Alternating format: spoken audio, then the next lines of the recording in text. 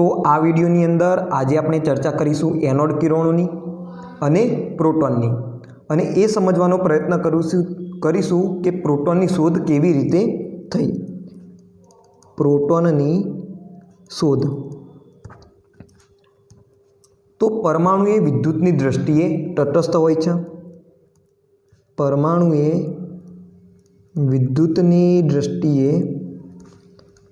तटस्थ होय छे एटले के एना उपर कोई वीजभार हशे नहीं। अने 1897 दरमियान जे थॉम्सने जे प्रयोगों कर्या एना आधारे एक माहिती आपने मळी कि परमाणु में ऋण वीजभारित कणों हाजर होय छे। हवे परमाणु तो हतो तटस्थ, एनो मतलब एम थयो कि परमाणुनी अंदर कोईक बीजो कण पण हाजर होवो जोईए कि जेनी उपर धन वीजभार हशे। एटले के परमाणु में धन वीजभार धरावतो बीजो पण कण होवो जोईए।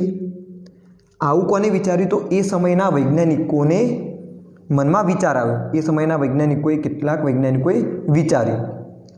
સ્વાભાવિક વસ્તુ છે, પરમાણુ તટસ્થ છે અને એની અંદર મળી આવ્યો એક ઋણ વીજભારિત કણ।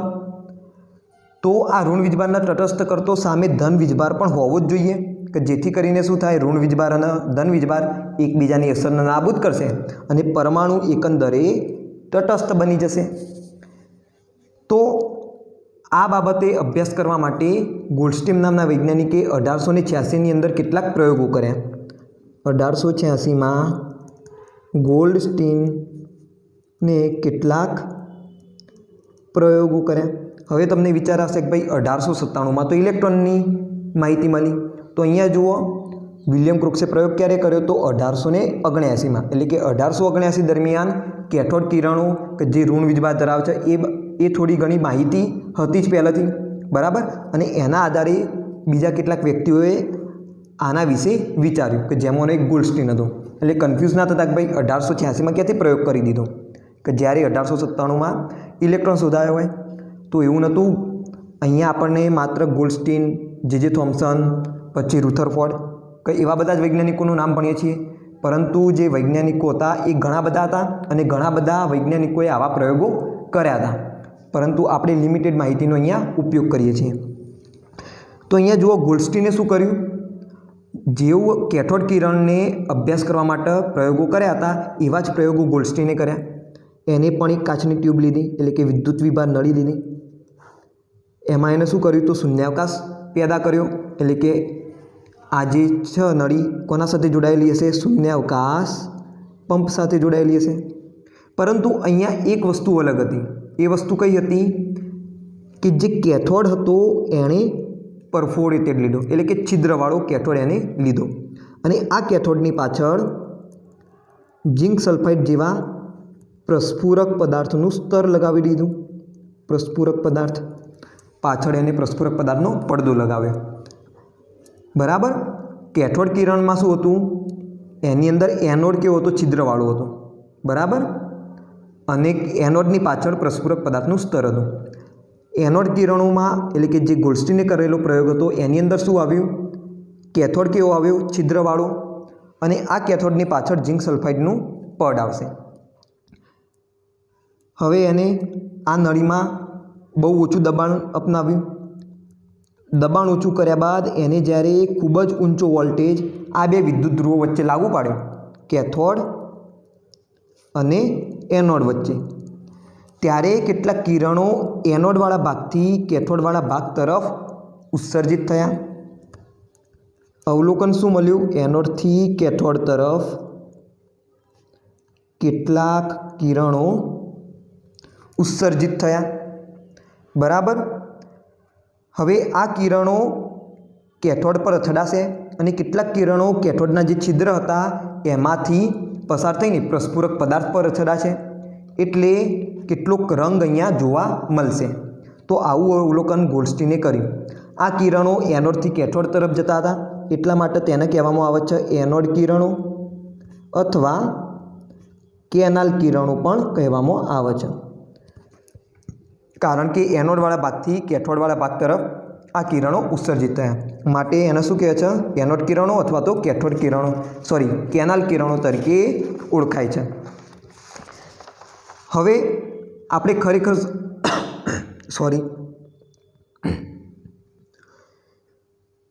આપણે ખરેખર સમજીએ કે આ જે એનોડ કિરણો હતા એ ક્યાંથી ઉત્સર્જિત થયા.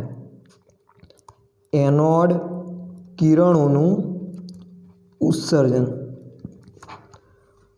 તો કેથોડ કિરણોમાં શું હતું? જે વિદ્યુત ધ્રુવ હતો કેથોડ, એ કેથોડ ધ્રુવ પરથી કેથોડ કિરણોનું ઉત્સર્જન થયું અને ત્યારબાદ કેટલાક વાયુઓને પણ એને આયનીકરણ કર્યા અને એમાંથી પણ ઇલેક્ટ્રોન મુક્ત થયા અને ત્યાંથી એ કેથોડ કિરણો ઉત્સર્જિત થયા હતા. બરાબર. પરંતુ એનોડ કિરણો એ એનોડ ધ્રુવ પરથી ઉત્સર્જિત થતા નથી. તો આ વસ્તુ તમારે નોટ કરવાનું કે એનોડ ધ્રુવ ઉપરથી એનોડ કિરણોનું ઉત્સર્જન થતું નથી. એનોડ કિરણો ક્યાંથી ઉત્સર્જિત થાય છે? એનોડ અને કેથોડ વચ્ચે જે વાયુ ભરેલો છે એ વાયુમાંથી ઉત્સર્જિત થાય છે. સમજો કેવી રીતે? તમે અહીંયા શું કરો છો?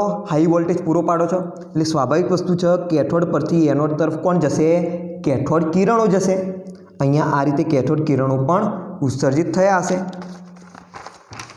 હવે આ કેથોડ કિરણો એની અંદર રહેલા જે ઇલેક્ટ્રોન હોય એ ફૂલ સ્પીડમાં જે વાયુ હશે એ વાયુમાંના પરમાણુના ઇલેક્ટ્રોનને અટડાય છે અને એ ઇલેક્ટ્રોનને શું કરશે? પરમાણુમાંથી દૂર કરશે.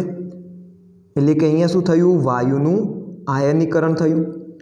આની ચર્ચા આપણે લાસ્ટ ટાઈમ પણ કરી હતી કે કેથોડ કિરણોના લીધે શું થાય છે? નળીમાં ભરેલા વાયુનું આયનીકરણ થાય છે. જે વાયુનો પરમાણુ હોય એ કેવો બની જાય? ધન વીજભારિત બની જાય. બરાબર. અને એ ધન વીજભાર કોની તરફ આકર્ષાય? તો સ્વાભાવિક વસ્તુ છે ઋણ વીજભારિત કેથોડ તરફ આકર્ષાય. એટલે અહીંયા શું થશે? એનોડથી કેથોડ તરફ કેટલાક કિરણો ઉત્સર્જિત થયા એવું અવલોકન કરવા મળશે. તો અહીંયા તો મેં તમને કહી દીધું કે ભાઈ વાયુનું આયનીકરણ થાય છે અને એના લીધે એનોડ તરફ કેથોડ કિરણોનું ઉત્સર્જન થાય છે. અને સમજાવવા માટે અહીંયા આપણે ઉદાહરણ પણ લઈ શકીએ. દાખલા તરીકે કોઈ સિમ્પલ વાયુ લઈ લઈએ, દાખલા તરીકે હાઇડ્રોજન. હવે હાઇડ્રોજનમાં શું હોય? એક પ્રોટોન અને ઇલેક્ટ્રોન હોય. પરંતુ અહીંયા જુઓ, હાઇડ્રોજન ખરેખર અણુ સ્વરૂપે હોય, પરંતુ હું એને દર્શાવીશ પરમાણુ સ્વરૂપે, કારણ કે આપણે વધારે કોમ્પ્લિકેટેડ કરવાની જરૂર નથી થિયરીને, એટલા માટે. તો તમને તો 2020ની અંદર ખ્યાલ છે કે ભાઈ શું હોય? પરમાણુની અંદર પરમાણુ કેન્દ્ર હોય. એની અંદર હાઇડ્રોજનની જો વાત કરીએ તો એની અંદર એક પ્રોટોન રહેલો હોય. આ મેં દર્શાવી દીધું, એક પ્રોટોન અને એક ઇલેક્ટ્રોન આ રીતે રહેલો હોય. આ તમને ક્યારે ખબર છે? તો 2020ની અંદર ખબર છે. પરંતુ તમે વિચારો કે 1886 એ દરમિયાન તો પરમાણુ કેન્દ્રની પણ શોધ નથી થઈ, તેમજ એ વખતે તો પ્રોટોનની પણ શોધ થઈ નહોતી. એટલે એ સમયના લોકોના આ બાબત વિશે કોઈ ખ્યાલ નહોતો. પરંતુ અહીંયા તમને સમજાવવા માટે હું અહીંયા આ ઉદાહરણ લઉં છું, એક્ઝામ્પલ લઉં છું, કેમ કે તમને વધારે સમજ પડે એટલા માટે કે ખરેખર એનોડ કિરણોનું ઉત્સર્જન ક્યાંથી થાય છે. તો અહીંયા જુઓ, આપણે શું લીધું? હાઇડ્રોજન પરમાણુ લીધો. હાઇડ્રોજનના પરમાણુના પરમાણુ કેન્દ્રમાં એક પ્રોટોન હશે અને કક્ષાઓમાં એક ઇલેક્ટ્રોન હશે. જ્યારે કેથોડ કિરણ કે જેની અંદર શું રહેલો હોય? ઇલેક્ટ્રોન જ રહેલો હોય. એ જ્યારે ફૂલ સ્પીડમાં આ પરમાણુમાંના ઇલેક્ટ્રોનને ઠડાશે એટલે આ જે ઇલેક્ટ્રોન છે એ દૂર થઈ જશે અને કેથોડ કિરણ આગળ પોતાના મૂળ માર્ગે આગળ પ્રસરતું રહેશે. તો અહીંયા શું થઈ ગયું? એક ઇલેક્ટ્રોન દૂર થઈ ગયો. એક ઇલેક્ટ્રોન દૂર થઈ ગયો એટલે શું રહ્યું? માત્ર ધન વીજભાર ધરાવતો પરમાણુ રહ્યો. એટલે કે શું બની ગયો? આ ધન આયન બની ગયો. હવે તમે જ વિચારો, ધન આયન કોના તરફ આકર્ષાય? તો ઋણ વીજભાર તરફ આકર્ષાય. અને અહીંયા ઋણ વીજભાર કોના ઉપર છે? તો ઋણ વીજભારિત પ્લેટ તરફ જશે. કારણ કે અહીંયા કેથોડ અને એનોડ વચ્ચે તમે બહુ જ ઊંચું વોલ્ટેજ પૂરું પાડ્યું છે. અહીંયા જુઓ, પ્લસ, અહીંયા છે માઇનસ. કેથોડ કેવો હશે? અહીંયા ઋણ વીજભારિત હશે. એટલે જે પણ અહીંયા ધન વીજભાર ક્રિએટ થયું કયો? તો વાયુના આયનીકરણથી. એ કોની તરફ આકર્ષાય? આ ઋણ વીજભાર તરફ આકર્ષાય. અને એ જ શું થાય છે? આ પ્રસ્ફુરક પદાર્થ ઉપર અથડાય છે અને તમને રંગ જોવા મળે છે. અને એ જ શું હતા? એનોડ કિરણો. બરાબર. અને આ બાબત તમને ખ્યાલ આવશે કારણ કે 2020માં તો તમને ખ્યાલ છે કે ભાઈ પરમાણુની અંદર પરમાણુ કેન્દ્ર પણ હોય અને એ પરમાણુ કેન્દ્રની આસપાસ વિવિધ કક્ષાઓમાં ઇલેક્ટ્રોન ઘૂમતા હોય. પરંતુ જ્યારે તમે વાત કરતા હોય 1886 1890 આસપાસની, તો એ દરમિયાન તો લોકોને ખ્યાલ જ નહોતો કે પરમાણુની અંદર પરમાણુ કેન્દ્ર હોય અને એ પરમાણુ કેન્દ્રની અંદર શું રહેલું હોય? પ્રોટોન રહેલું હોય. એ બાબત વિશે એમને ખ્યાલ નહોતો. તો આ તમારી સમજણ માટે છે. તો હવે પાછા આવી જઈએ 1886 દરમિયાન કે એ વખતે શું થયું? ગોલ્ડસ્ટીન નામનો જે વૈજ્ઞાનિક હતો એને એનોડ કિરણો મળી આવ્યા. હવે તમને સમજાવ્યું કે એનોડ કિરણોનું ઉત્સર્જન ક્યાંથી થયું? તો જે કેથોડ કિરણ નળી હતી એ નળીમાં ભરેલો જે વાયુ હતો એ વાયુના આયનીકરણથી એનોડ કિરણોનું ઉત્સર્જન થયું છે. હવે આપણે વાત કરીએ એનોડ કિરણોના ગુણધર્મની. તો જ્યારે ગોલ્ડસ્ટીને એનોડ કિરણોનું ઓબ્ઝર્વેશન કર્યું, અવલોકન કર્યું, તો પછી એને એનોડ કિરણોનો અભ્યાસ કર્યો. જેવો સિમિલરલી આપણે કેથોડ કિરણોનો અભ્યાસ કરીશું એના માટે કેટલાક પ્રયોગો કર્યા હતા, એવા જ પ્રયોગો શેના માટે કર્યા? એનોડ કિરણ માટે કર્યા. બરાબર. અને એવું જોવા મળ્યું કે ભાઈ એનોડ કિરણો પણ સીધી લીટીમાં આગળ વધે છે, સીધી લાઈનમાં આગળ વધે છે. એવું જોવા મળ્યું કે ભાઈ એનોડ કિરણો પણ કોઈ કણોના બનેલા છે. અત્યારે હું વાત કરી રહ્યો છું 1886 દરમિયાનની, બરાબર, 100 વર્ષ પહેલાંની વાત કરું છું, જે વૈજ્ઞાનિકોએ અવલોકન લીધું હતું એની. એના પછી એવું પણ જાણવા મળ્યું કે જે આ કણો હતા એ એના ઉપર વીજભાર પણ હતું. અને કેવો વીજભાર હતો? તો ધન વીજભાર હતો. ધન વીજભાર ધરાવતા હતા. આ કેવી રીતે ખ્યાલ આવ્યો? તો એમને વિદ્યુત ક્ષેત્ર પૂરું પાડ્યું અને ચુંબકીય ક્ષેત્ર પૂરું પાડ્યું. જ્યારે વિદ્યુત ક્ષેત્ર પૂરું પાડ્યું ત્યારે જે કિરણો હતા એ ઋણ ભારિત પ્લેટ તરફ વિચલિત થયા અને ચુંબકીય ક્ષેત્ર જ્યારે લાગુ પાડ્યું તો એવી દિશામાં વિચલિત થયા કે જેવી રીતે કોઈ ધન વીજભાર ધરાવતો કણ વિચલિત થતો હોય. તો તેના આધારે શું ખબર પડી? ભાઈ જે કણ હતો એના ઉપર ધન વીજભાર હાજર હતો. ખ્યાલ આવ્યો?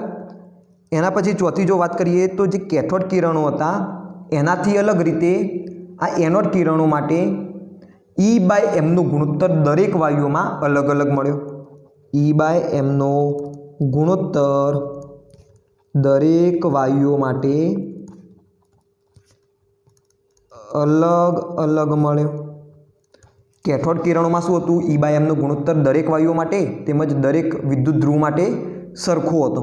પરંતુ એનોડ કિરણોના કિસ્સામાં ઉલટું થયું. વીજભાર અને કણના દળનો ગુણોત્તર દરેક વાયુ માટે અલગ અલગ આવ્યો. એનો મતલબ શું થયો? કે E/mનો ગુણોત્તર એ નળીમાં લીધેલા વાયુના સ્વભાવ પર આધાર રાખે છે. બરાબર ને? પાંચમી વસ્તુ એ પણ જોવા મળી કે જે આ વીજભાર હતો દરેક કણ ઉપરનો એ વીજભાર પણ દરેક વાયુઓ માટે અલગ અલગ મળ્યો. વીજભાર પણ દરેક વાયુઓ માટે અલગ અલગ મળ્યો. એનો મતલબ શું થયો? કે ભાઈ અહીંયા વાયુના સ્વભાવ પર આધાર રાખે છે વીજભાર પણ. અને એવું પણ જાણવા મળ્યું કે જે આ વીજભારનું મૂલ્ય હતું એ વીજભારનું મૂલ્ય ઇલેક્ટ્રોનના વીજભારના મૂલ્યના પૂર્ણ સંખ્યાના ગુણકમાં હતું. વીજભારનું મૂલ્ય ઇલેક્ટ્રોનના વીજભારના મૂલ્યના પૂર્ણ સંખ્યાના ગુણકમાં હતું. તો શું મતલબ થયો? પૂર્ણ સંખ્યાનો ગુણક એટલે પૂર્ણ સંખ્યા એટલે કે 1 હોય, 2 હોય, 3 હોય, 4 હોય, આવી સંખ્યા પૂર્ણ સંખ્યા. જે દશાંશમાં આવતી હોય એવી સંખ્યા કઈ? પૂર્ણાંક સંખ્યા લખી દો, બરાબર. પૂર્ણાંક સંખ્યાના ગુણકમાં હતું. એટલે કે ઇલેક્ટ્રોનનો વીજભાર કેટલો? E. તો અહીંયા જે કણ હતો એનો વીજભાર કેટલો મળ્યો? કો તો E જેટલો મળ્યો, કો તો 2E જેટલો મળ્યો, કો તો 3E જેટલો મળ્યો, કો તો 4E જેટલો મળ્યો. તો આ રીતે એનો વીજભાર મળ્યો. અને કોના ઉપર આધાર રાખશે? તો જેટલા ઇલેક્ટ્રોન આયનીકરણ થવાથી દૂર થયા વાયુના પરમાણુમાંથી એ પ્રમાણે એ વીજભારનું મૂલ્ય મળશે. બરાબર. જેમ કે આપણે વાત કરતા હોય, ચલો અહીંયા આપણે એક્ઝામ્પલ નથી લેતા, જો કે પહેલાં આપણે એક્ઝામ્પલ લઈ લીધું હાઇડ્રોજનનું. ધારો કે અહીંયા હાઇડ્રોજનમાંથી 1 ઇલેક્ટ્રોન દૂર થતો હોય તો તમે ધન વીજભાર કેટલો દર્શાવો? H+ દર્શાવો, બરાબર. ખ્યાલ આવ્યો? તો અહીંયા વીજભાર કેટલો છે પ્રોટોનનો? +1 જેટલો. અને અત્યારે તો હાલ તમને ખ્યાલ પણ છે કે પ્રોટોનનો વીજભાર કેટલો છે 1.6 × 10⁻19 કુલમ જેટલો. પરંતુ અહીંયા આપણે હાલની ચર્ચા નહીં કરીએ. આપણે એ સમયના અવલોકનો લઈશું જે સમયે વૈજ્ઞાનિકોએ એમના પ્રયોગ દરમિયાન લીધેલા હતા. તો જુઓ એમને શું જોવા મળ્યું કે જે વીજભાર હતો એ વીજભારનું મૂલ્ય ઇલેક્ટ્રોનના વીજભારના મૂલ્યના કેટલા પૂર્ણાંક સંખ્યાના ગુણકમાં હતું. એટલે કે કો તો E જેટલો આવે, કો તો 2E જેટલો આવે, કો તો 3E જેટલો આવે. અને કોના બરાબર હશે તો આયનીકરણ થવાથી જેટલા ઇલેક્ટ્રોન દૂર થયા છે એ પ્રમાણે ધન વીજભાર મળશે. પછી એવું પણ જોવા મળ્યું છે કણનું દળ હતું એ દરેક વાયુઓ માટે અલગ અલગ હતું.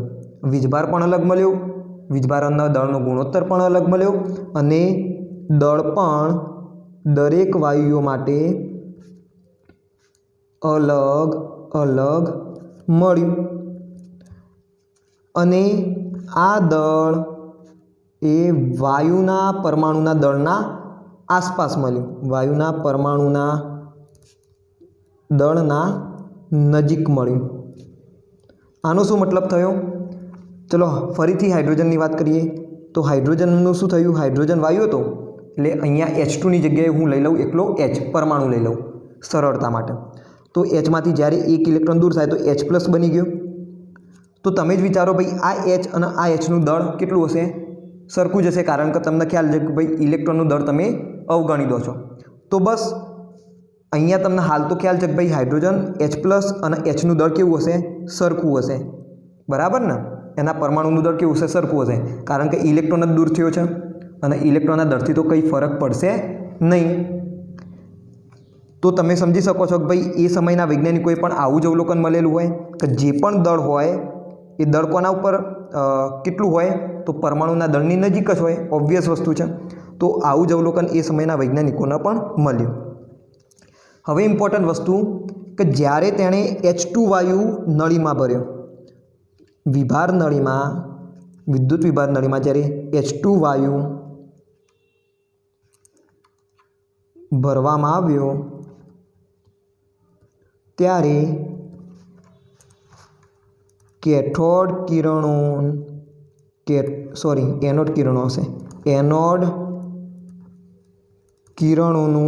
દળ સૌથી ઓછું મળ્યું. એનોડ કિરણોના કણનું દળ સૌથી ઓછું મળ્યું. તેમજ કણ પરનો વીજભાર પણ સૌથી ઓછો મળ્યો. બરાબર? જ્યારે H2 વાયુના નળીની અંદર ભરવામાં આવ્યો ત્યારે જે કેથોડ કિરણો ઉત્સર્જિત થયા એમનું દળ સૌથી ઓછું હતું, તેમજ એમના કણ પરનો જે વીજભાર હતો એ પણ સૌથી ઓછો હતો.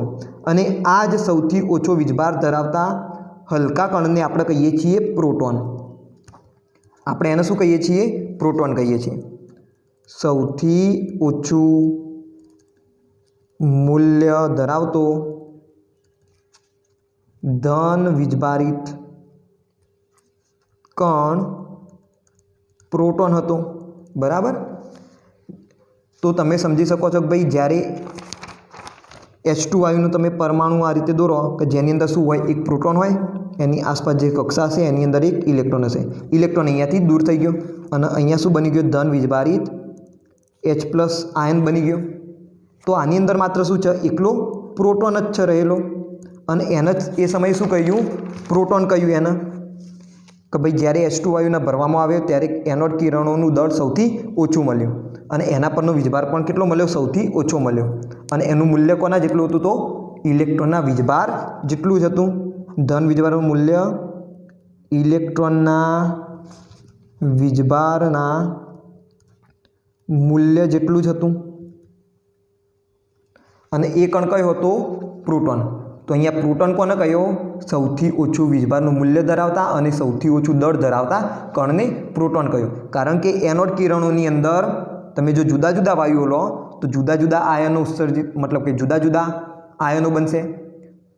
H+ આયન પણ બને. ધારો કે He તમે વાયુ લો તો He+ વાયુ પણ He+ પણ બની શકે અથવા તો He2+ પણ બની શકે. ધારો કે તમે કોઈ બીજો વાયુ લો તો એ પ્રમાણે ધન વીજભાર ધરાવતો આયન બની શકે. તો એનું દળ પણ અલગ હશે, એનો વીજભાર પણ અલગ હશે. જેમ આગળ ચર્ચા કરી કે ભાઈ વીજભાર અલગ આવ્યો, E/m નો ગુણોત્તર અલગ આવ્યો, દળ પણ અલગ આવ્યું. પરંતુ એમાંનો જે સૌથી ઓછો દળ ધરાવતો હતો અને જે સૌથી ઓછો વીજભાર ધરાવતો હતો એ રહ્યો કણ કયો હતો? પ્રોટોન હતો. ખ્યાલ આવી ગયો? તો આ રીતે શું થઈ? પ્રોટોનની શોધ થઈ. અને પ્રોટોન પણ શું છે? તો પરમાણુનો મૂળભૂત ઘટક છે. પ્રોટોન પણ દરેક પરમાણુનો મૂળભૂત ઘટક છે, પાયાનો ઘટક છે.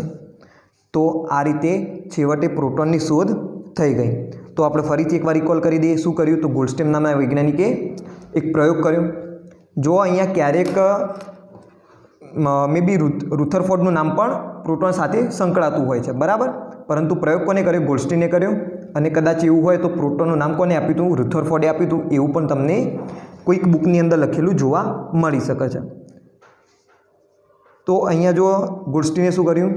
વિદ્યુત વિભાર નળી લીધી, જેની અંદર કેથોડ આ વખતે છિદ્રવાળો લીધો અને કેથોડની પાછળ ઝિંક સલ્ફાઇડનું પડ ચડાવ્યું. તો એનોડ તરફથી કેથોડ તરફ કેટલાક કિરણો ઉત્સર્જિત થયા. અહીંયા તમારે ધ્યાન રાખવાનું કે એનોડ ધ્રુવ પરથી એનોડ કિરણોનું ઉત્સર્જન થતું નથી. એનોડ કિરણોનું ઉત્સર્જન કેથોડ અને એનોડ વચ્ચે લીધેલા વાયુમાંથી થાય છે, બરાબર. જે વાયુનો ધન આયન છે એ શું થતો હોય છે? કેથોડ તરફ ગતિ કરતો હોય છે અને એને જ આપણે કહીએ છીએ એનોડ કિરણ અથવા તો કેનાલ કિરણ. હવે આ જે એનોડ કિરણો છે એના ઉપર કયો વીજભાર છે? ધન વીજભાર છે. માટે ક્યારેક એના પોઝિટિવ રેસ પણ કહેવામાં આવતા હોય છે. પોઝિટિવ રેસ, રેઝ એટલે કિરણો, એટલે પોઝિટિવ કિરણ તરીકે પણ ઓળખાય છે. એના ગુણધર્મો કયા? તો ભાઈ સીધી લાઇનમાં આગળ વધશે, એનો કણનો બનેલો હોય, ધન વીજભાર ધરાવતો હોય. દરેક વાયુઓ માટે E/mનું ગુણોત્તરનું મૂલ્ય અલગ આવ્યું, વીજભારનું મૂલ્ય પણ અલગ આવ્યું, દળનું મૂલ્ય પણ અલગ અલગ આવ્યું. અને સૌથી ઓછો વીજભાર ધરાવતો અને સૌથી ઓછું દળ ધરાવતો કણ કયો? પ્રોટોન. એનોડ કિરણોનો કણ કયો? પ્રોટોન. અને આ રીતે પ્રોટોનની શોધ થઈ ગઈ. અને પ્રોટોન પણ શું છે? દરેક પરમાણુનો પાયાનો ઘટક છે. એટલે કે તમે કોઈ પણ તત્વનો પરમાણુ લો તો એના પાયાની અંદર શું હશે? પ્રોટોન હાજર હશે, જેમ ઇલેક્ટ્રોન છે એ રીતે. તો આઈ હોપ કે તમને હવે ખ્યાલ આવી ગયો હશે. તો આ વિડીયોની અંદર માત્ર આટલું જ. નેક્સ્ટ વિડીયોની અંદર આપણે થોડી ન્યુટ્રોનની ચર્ચા કરીશું અને ત્યારબાદ પ્રોટોન, ઇલેક્ટ્રોન અને ન્યુટ્રોનના ગુણધર્મો જોઈશું.